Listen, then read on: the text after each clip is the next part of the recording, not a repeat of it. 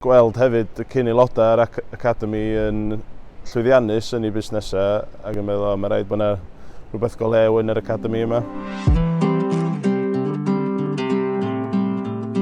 Enw fi di Dafydd, dwi'n ffarmio ar y cyd yma yn Dolwen efo Harry Featherstone a Rhys Williams.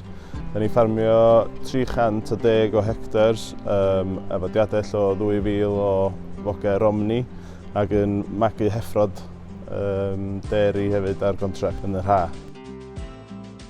Nes i ymgeisio am yr Academi Amaeth mwyn gwella fy ngwybodaeth ar ochr busnes ffermio, adeiladu'n bach fwy o hyder yn y fi'n hun a yn fy ngallu.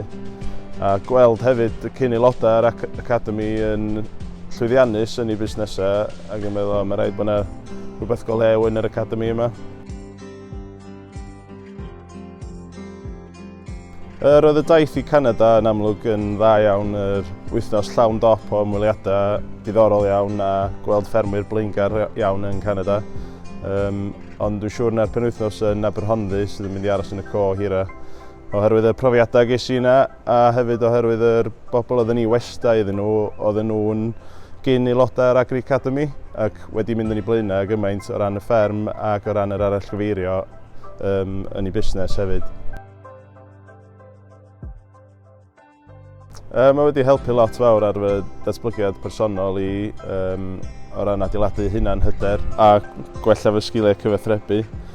Dwi wedi dysgu i beidio bod ofn gofyn cwestiynau a ceisio am heriau newydd hefyd.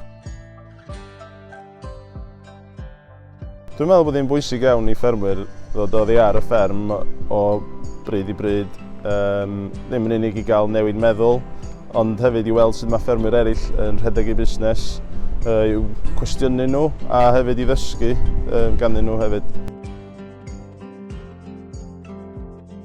Os ydych chi eisiau mynd yn eich blaen a llwyddo yn bersonol neu fel busnes, neu ddim yn siŵr be i wneud nesaf, neu dim ond yn chwilio am syniadau newydd, swn i'n cynghori chi ymgeisio ar Academi Amaeth, yna gymaint i ennill o fod y rhan ohono fo.